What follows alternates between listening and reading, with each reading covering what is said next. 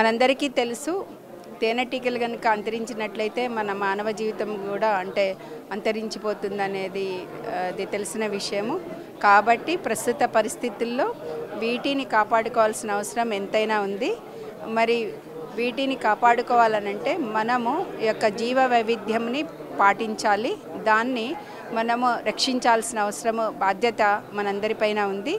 అందులో భాగంగానే మనము వివిధ రకాలైనటువంటి మొక్కలని చెట్లని పెంచాల్సిన అవసరం ఉంది.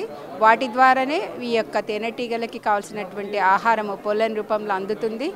సో మనం తేనెటీగలు అనగానే ఒక తేనె మాత్రమే కాదు, తద్వారా వివిధ రకాలైనటువంటి చాలా బై ప్రోడక్ట్స్ మళ్ళీ వాటిలో ఉన్నటువంటి ఔషధ గుణాలు ఉన్నటువంటి ప్రోడక్ట్స్ని ప్రిపేర్ చేస్తూ ఉన్నారు. ఇవన్నీ కూడా మనందరికీ కూడా ఎంతో ఉపయోగకరంగా ఉంటాయి. మరి ముఖ్యంగా ఈ యొక్క షుగరు అంటే బెల్లము అంటే వీటికి న్యాచురల్ సబ్స్టిట్యూట్గా ఈ యొక్క తేనె అనేది ఔషధంగా పనిచేస్తుంది.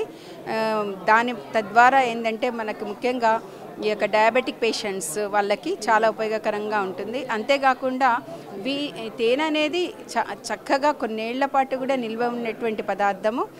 దాని యొక్క నాణ్యతను కనుక పాటించినట్లయితే అంటే తక్కువ తేమ శాతంతో మరి ఏ విధమైనటువంటి కూడా అడల్ట్రేషన్ లేకుండా గనక చక్కగా నిల్వ చేసినట్లయితే కొన్నేళ్ల వరకు కూడా ఉంటుంది.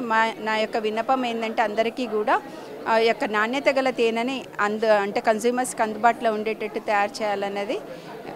ఇదే కాకుండా ఇంకోటి ఏంటంటే ఇప్పుడు ఈ సంవత్సరము మనకు తెలిసి యువత ఈ యొక్క తేనెటీగల పెంపకంలో యువత ఎక్కువగా ప్రాముఖ్యత వహిస్తుందని.